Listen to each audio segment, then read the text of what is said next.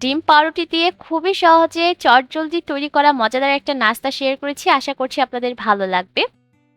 নাস্তাটা তৈরি করার জন্য প্রথমেই বাটির মধ্যে একটা ডিম ভেঙে নিয়েছি, ১ চা চামচ কাঁচামরিচ কুচি আর ১ টেবিল চামচ ধনিয়া পাতা কুচি দিয়েছি, ২ টেবিল চামচ পেঁয়াজ কুচি দিয়েছি, 1/4 চা চামচ লবণ আর ১ চা চামচ দিয়েছি চিলি ফ্লেক্স। এবার খুব ভালোভাবে ডিমটাকে ফেটিয়ে নিচ্ছি। একটু ভালোভাবে সময় নিয়ে ফেটাচ্ছি যাতে করে সবগুলো উপকরণ একসাথে মিশে যায়। এবার বাটিটাকে একটা সাইডে রেখে দিচ্ছি।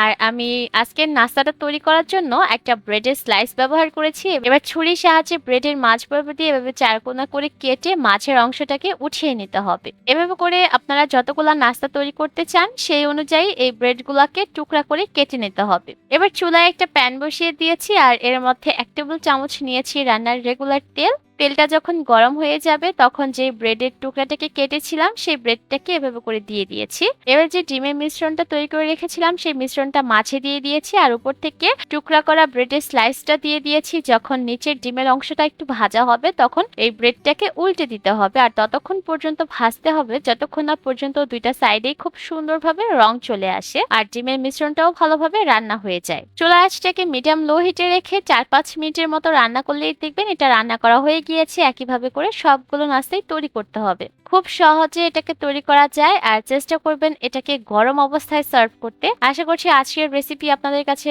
ভালো লেগেছে। আজকের মতো বিদায় নিচ্ছি। আল্লাহ হাফেজ।